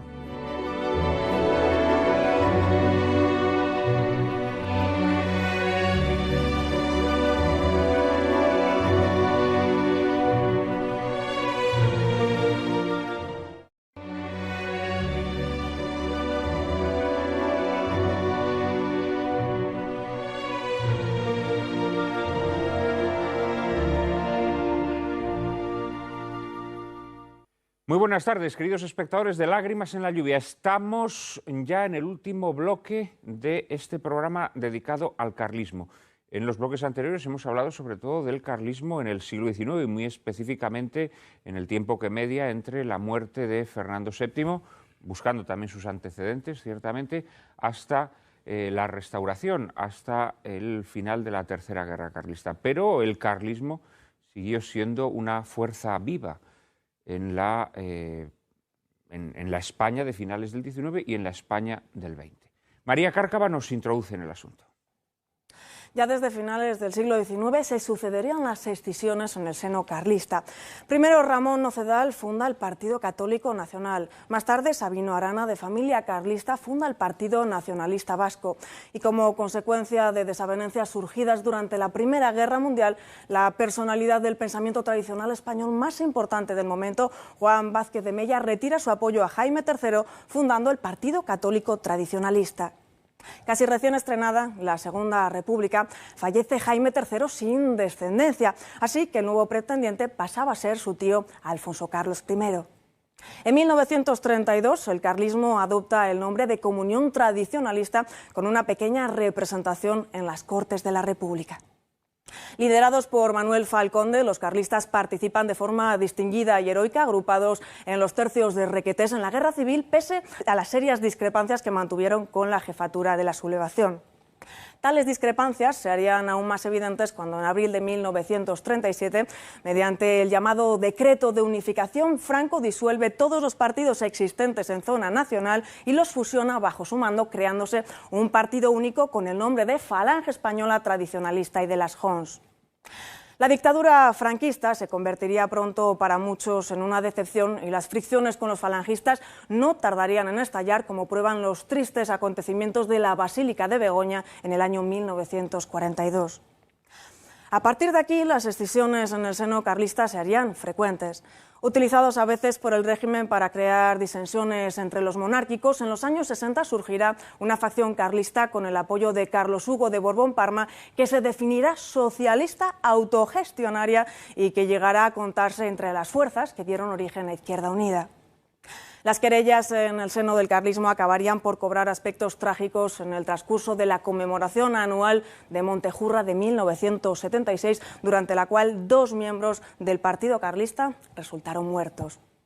Desde entonces, diversos grupos han ocupado con creciente irrelevancia política el espacio que el carlismo otrora poderoso ocupó, lo cual no ha impedido que el pensamiento tradicional español haya seguido brillando y brindando frutos muy lustrosos. ¿Cómo explican nuestros invitados este panorama de divisiones, querellas intestinas y paulatino debilitamiento que caracteriza el carlismo del siglo XX? ¿Creen que el carlismo y el pensamiento tradicional que lo sustenta pueden todavía tener protagonismo en pleno siglo XXI? Bueno, ciertamente esta introducción que nos ha hecho María siembra de desconcierto a cualquier persona lega, ¿no? De repente uno descubre que un señor como Sabino Arana es de familia carlista. Y de hecho, mucha gente piensa que el nacionalismo es la evolución natural del carlismo. Por otra parte, escuchamos que surge una facción carlista que se proclama socialista autogestionaria y que es una de las fuerzas que fundan Izquierda Unida. Entonces la gente dice, yo no entiendo nada, todo lo que me han estado hablando en los bloques anteriores, de repente esto se convierte en un caos. ¿Cómo se le puede explicar a la gente este número de escisiones, de divisiones, de aparición de núcleos extraños, de derivaciones? En fin, es todo un tanto caótico. A ver, ¿quién empieza? Si queréis, Miguel. vamos a ver.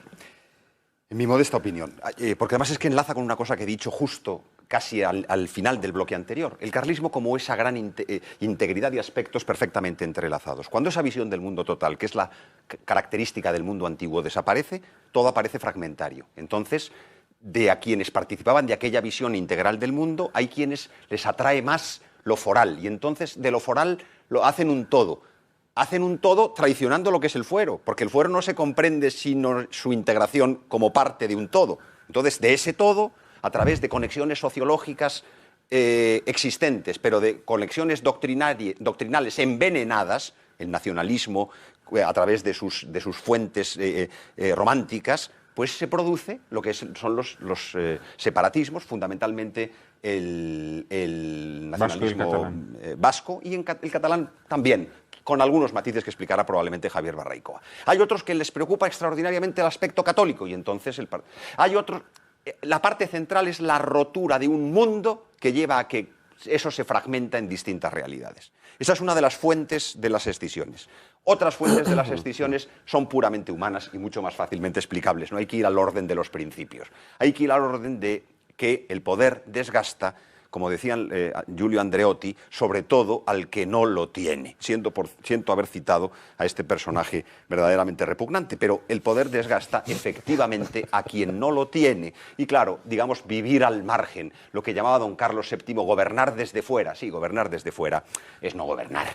De tal manera que eso produce que, por una parte, una gran generosidad, produce un gran heroísmo y produce que cualquier conflicto verdaderamente lleve a la ruptura. El de Nocedal, pues es un conflicto que tuvo un carácter desgraciado, tenía todavía su base en un principio. El de Vázquez de Bella es mucho más disparatado porque tiene que ver con la posición de la germanofilia, con una discusión sobre la neutralidad en la Primera Guerra Mundial.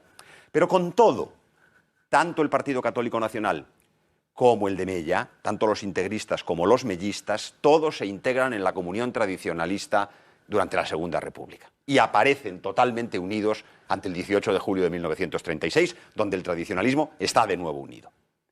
Bueno, pero ya para entonces el carlismo había perdido parte de su base social, que se había ido al nacionalismo. Sí, al PNV. Esto es cierto, pero a través de conexiones que son espúreas. No hay una conexión lineal, límpida, entre carlismo y nacionalismo. Es extrapolar el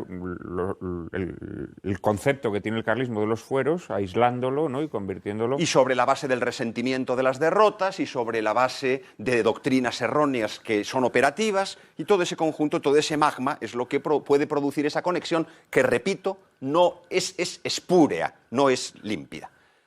¿Y esta facción socialista autogestionaria? Pues vamos a ver, ocurre lo mismo. Es que en realidad el carlismo es un fenómeno popular. Y popular quiere decir antiliberal. Y antiliberal quiere decir anticapitalista. Claro, ¿eso quiere decir socialista? No. Es que esto nos llevaría de nuevo al gran tema de la doctrina social de la Iglesia, cómo León XIII ve cómo el error moral lleva al error político y el error político lleva al error social, la cuestión social. Claro, esto el carlismo lo vio perfectamente durante el XIX. ¿Qué ocurre en el XX? Que la claridad mental se ha perdido.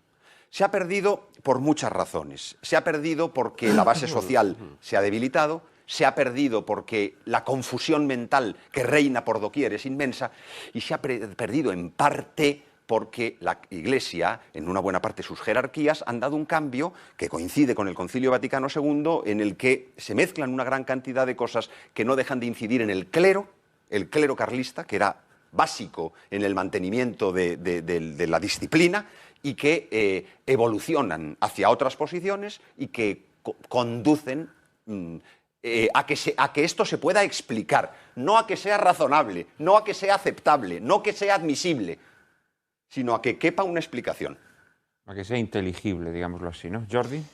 Sí, retomando las tres grandes cosas que ha planteado Miguel, pero algunas intentando explicarlas complementariamente o un poco diferente. Os pido brevedad en vuestras intervenciones. No, y yo creo que en el 76, en el 75-76, termina una etapa realmente, y termina esa etapa de las guerras, de la guerra fratricida, y se construye, se asenta un Estado-nación español básicamente liberal, que es el que ha triunfado.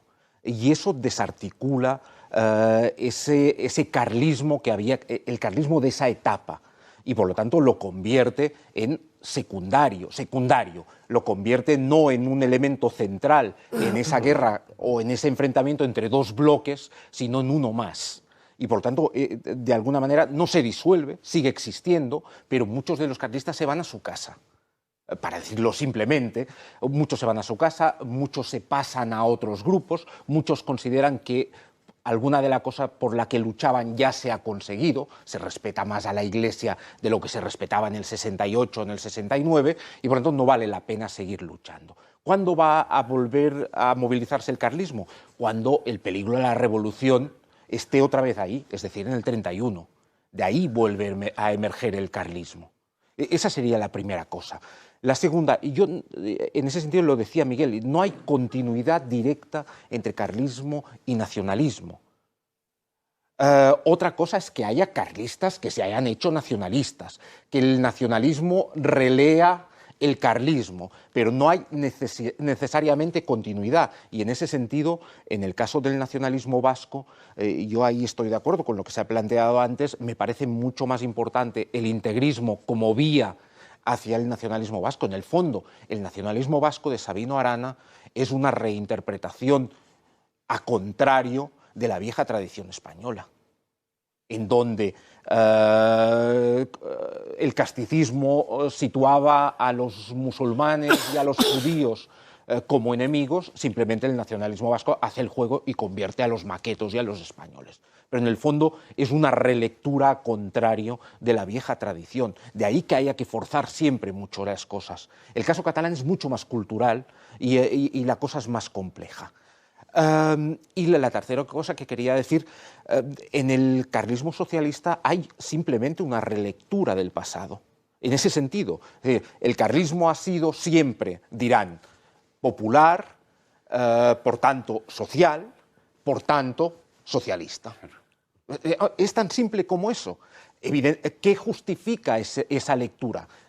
El Vaticano II, una nueva generación de carlistas, las peleas con el franquismo en el interior del carlismo, un montón de cosas de ese tipo. Pero puramente lo que basa ese carlismo es una relectura del pasado. Si el carlismo ha sido siempre popular, social, pues ha sido siempre socialista. Por tanto, el único carlismo que puede ser es un carlismo socialista. Es una lectura de ese tipo. A mí me parece que en un momento concreto, en los años 60, donde están ocurriendo muchas cosas en el seno del franquismo y en el seno de la sociedad española. Hemos hablado del franquismo. Alfonso, ¿el carlismo se sintió en algún momento a gusto en el seno del franquismo? Pues yo creo que no, y pese a que curiosamente el régimen de Franco trata de ser o de constituir una monarquía tradicional, pero lo hace de manera tal que los carlistas nunca se encuentran a gusto dentro del régimen, entre otras cosas porque el régimen es bastante beligerante en ocasiones contra los carlistas. Yo recuerdo en ocasiones que con una serie que hicimos hace poco sobre la Guerra Civil Española, entrevistando a antiguos combatientes de tercios de Requetés, que uno de ellos contaba que volviendo de la División Azul en un permiso, a la salida de una misa se le ocurrió gritar «¡Viva el rey!». Y acto seguido fueron a detenerle dos policías, dijo que no detenían porque era militar, llegó un oficial, le dio bofetadas, le encarcelaron, consejo de guerra, y no acabó peor porque como era carlista, resulta que no habían jurado bandera, entonces técnicamente consideraron que no era militar, y aunque se hubiera hecho la Guerra Civil Española y estuvo en la División Azul, no le exoneraron del consejo de guerra. Claro, ese señor no estaba precisamente feliz con el régimen de Franco, ni lo estaría en su vida, ni la gente que en Navarra luchó vio que en Navarra los cargos los controlaban los falangistas, etcétera, etcétera. O sea que no, yo creo que realmente la mayor parte del carlismo no está contento con el régimen de Franco. Luego hay otros temas... Supongo además que el decreto de unificación tuvo que sentar fatal, ¿no? Sí, hombre, sentó evidentemente muy mal. Luego hay otros temas que querían decir que, por ejemplo, tema de nacionalismo. Yo creo que ahí hay una renuncia primera, cuando se ve que no se puede llevar el rey de los carlistas a toda España, se dice, bueno, renunciamos al rey, y entonces a ver si llevamos la ideología. Cuando se ve que la ideología tampoco, la religión, se renuncia también se renuncia a tratar de imponer ese modelo de religión, de sociedad para toda España, y se dice, bueno, simplemente en el Estado vasco, que podemos hacer conforme a nuestros principios. Creo también interesante destacar que cuando la Segunda República, el carlismo inicialmente no recibe mal la República. Tarda un mes pero durante el primer mes no la recibe mal. ¿Por qué cambia? Y se puede además decir la fecha exacta, que son los días 10 y 11 de mayo, por la quema de conventos. Porque el carlismo ha caído la monarquía usurpadora. Bueno, ellos siempre habían dicho que no era la suya, pero el momento que la República empieza a quemar conventos han ido contra la religión, que para los carlistas es lo principal. Y luego en el tema del carlismo socialista creo que hay también un tercer elemento a tener en cuenta, y es que evidentemente don Javier o Carlos Hugo no iba a ser el rey de Franco. Y puesto que no era el rey de Franco, podía ser el rey de los rojos. Hubo un montón de candidatos a ser el rey de los rojos. Uno de ellos, don Juan, que es el título de un libro de Rafael Borrás que se llama El rey de los rojos, que es don Juan con la boina roja. Pero, bueno, puesto que, digamos, el sucesor de Franco va a ser don Juan Carlos, hay que ver la otra perspectiva, que nosotros seamos los herederos de una monarquía popular. Y creo que también en ese tema tan intelectualmente bien montado, aunque yo creo que se equivocan en todo, pero que se forma con una gran brillantez, con mucho concepto, que luego no les va a ningún sitio, etcétera, del Partido Carlista, también se barajan esas cosas. Es decir, el Partido Carlista es un partido que resulta como muy moderno en sus planteamientos, lo que pasa es que se equivocan todo. Pero bueno, es también, como se ha dicho, producto del tiempo en que estaba y producto de ver que ellos, desde luego, el rey de Franco, no iban a ser. Javier. Bueno, si me permites, remato un poquito y para darle un poco de proyección y de esperanza. Es verdad. Ante todo, ¿tú cómo explicarías? ¿Ves también ese bueno, lo has mencionado antes, ¿no? El trasvase del carlismo al nacionalismo, sí, de alguna manera pervirtiendo o sí, es verdad que, adulterando, ¿no? Que no están directamente a través del partido integrista como en Vascongadas, pero sí a través de lo que será la Lliga como, digamos... utilizando, por lo tanto, también una base social, sí, ¿no? Y sobre todo el clero, los obispos catalanistas, porque ocurre una cosa muy interesante, que es en la Restauración, para evitar obispos díscolos, se promocionan obispos, digamos, a favor del régimen monárquico liberal, y en Cataluña pues empiezan a darse obispados muy importantes a obispos catalanistas. Y es a partir de ahí donde se empieza a configurar un clero catalanista, que es el que antes, digamos, formaba a todos los seminaristas que bajaban de las masías catalanas de la Cataluña interior, que eran carlistas, y los acabaron transformando en catalanistas. Y al dejar de haber clero carlista, pues el carlismo queda resentido, ¿no? Pero si me permites, en referencia a lo que decía María Cárcava y el tema, ¿no? El carlismo parece que ha muerto, ¿no? Llega a Montejurra, 1976. Yo interpreto Montejurra como exactamente igual que lo que ocurre con Carrero Blanco. Esto es, desde dentro del propio Estado y las cloacas del Estado hay que preparar la transición, con lo cual hay que eliminar, digamos, todo el resto de lo que suene pues a la Cruzada Nacional del 18 de julio. Se orquesta pues un conflicto entre carlistas que ya estaba ciertamente pues dividido ideológicamente, movido por esas reformas del socialismo, cristianos por el socialismo, etcétera, que había contaminado a buena parte del carlismo popular. Y entonces llegamos a un momento donde tenemos que preguntarnos si el carlismo sobrevivirá o no sobrevivirá. Y yo creo que la clave está en parte en lo que decía Miguel, en el sentido que es verdad que el carlismo ha ido perdiendo con más de un siglo y medio de historia ese humus, digamos, vital, existencial, en el cual no hacía falta reflexionar sobre los fueros, porque eso que ahora hemos teorizado como principio de subsidiariedad ya se vivía en la sociedad. Lo que hemos teorizado como principio de solidaridad ya se vivía en las sociedades tradicionales. Y entonces el carlismo, aunque se ha ido teorizando, el peligro y que lo que le haría desaparecer es que fuera una ideología. Y el carlismo nunca ha sido una ideología, ha sido un ideario, y en cuanto a ideario, pues aplica, digamos, los principios en las realidades concretas. Y en la medida que el carlismo pueda ser un ideario, acaba siendo un referente, o puede ser un referente muy importante para la sociedad. En otras palabras, decía Donoso Cortés, una sociedad sin tradición sería una sociedad de salvajes, ¿no? O Víctor Pradera dice, la tradición, ¿qué es? ¿Lo pasado? No, es aquello de lo pasado que puede dar fruto, que puede fructificar. Eso es la tradición, ¿no?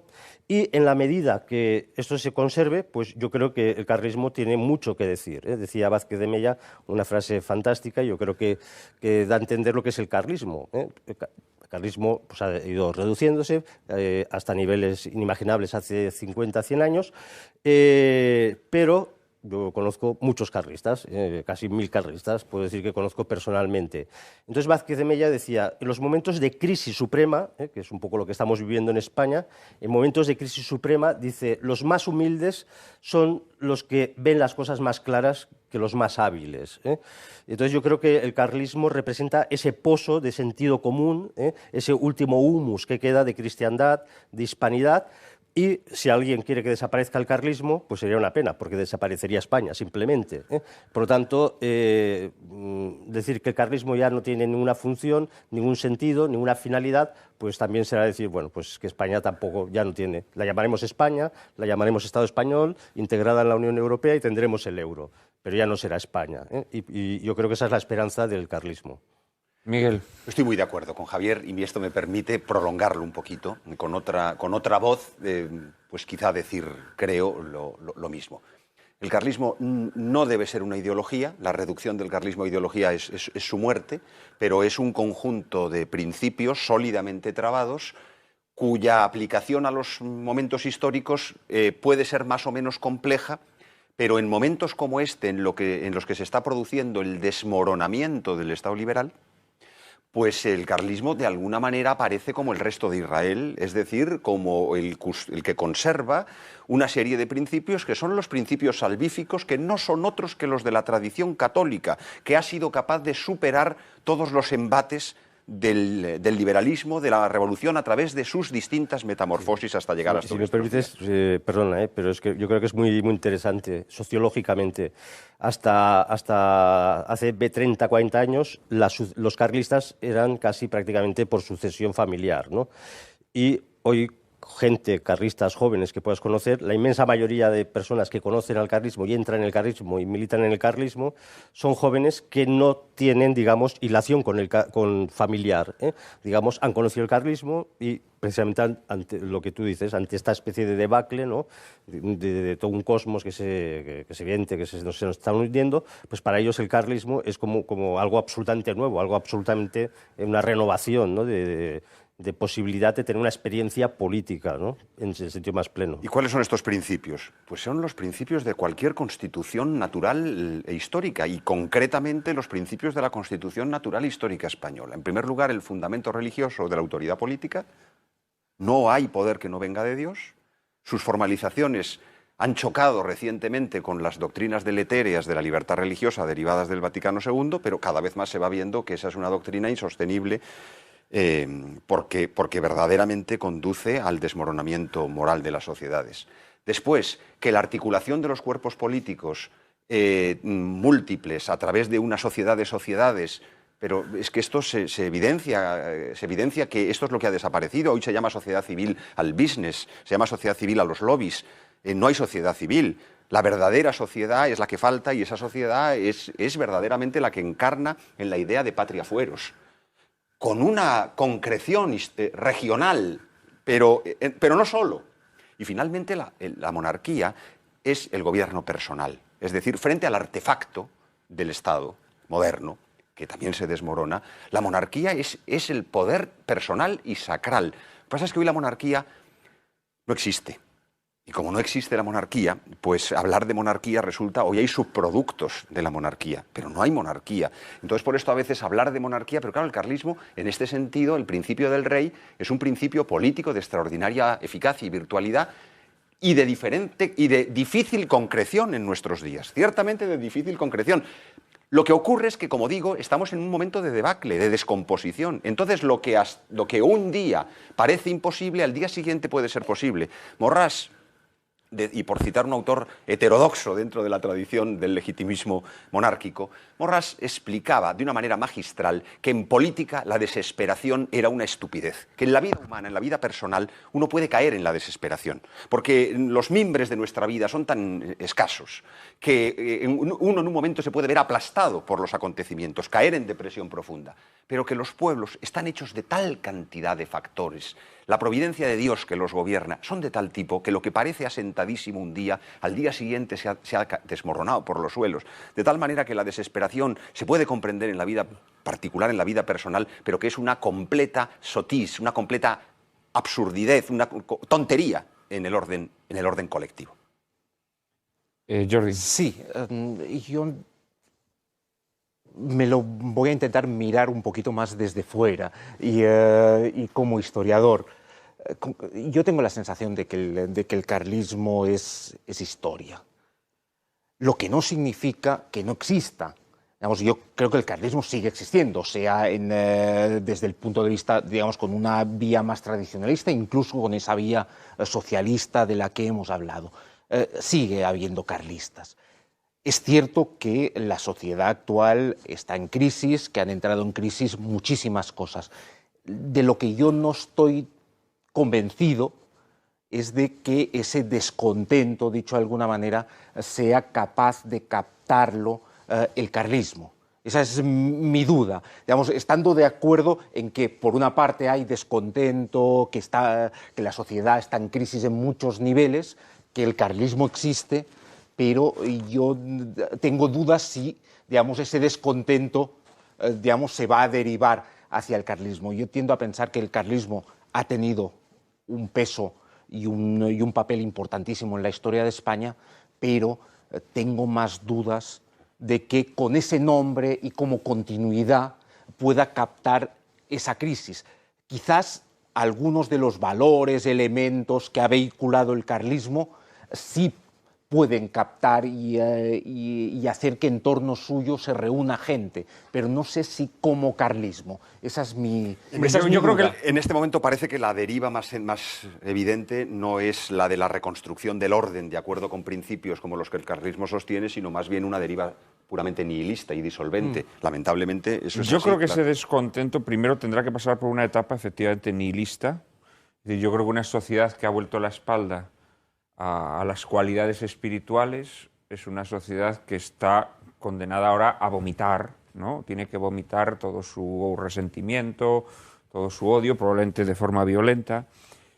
Pero creo que al final esa sociedad se comerá las algarrobas de los puercos, como le ocurre al hijo pródigo en la parábola, y pasado ese descontento que va a ser un vómito de odio, yo creo que sí puede volver a construir y quizá ahí sí pueda tener una nueva vigencia el carlismo.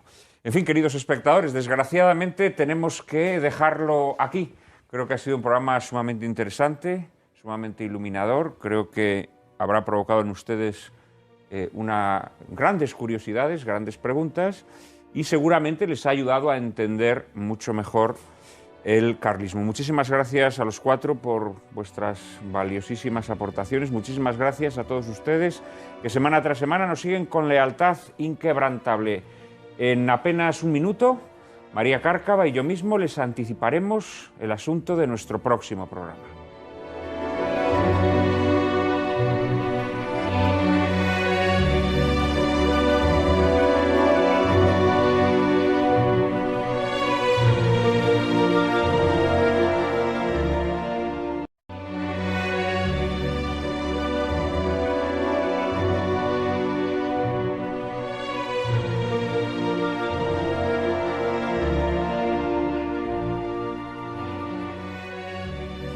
Un bonito programa, ¿no, María? Un bonito programa, que queríamos hacer desde hace ya mucho tiempo. Y que nos lo habían pedido mucho nuestros espectadores. Espero que quienes nos lo han pedido a lo largo de estos 2 años y medio hayan quedado contentos.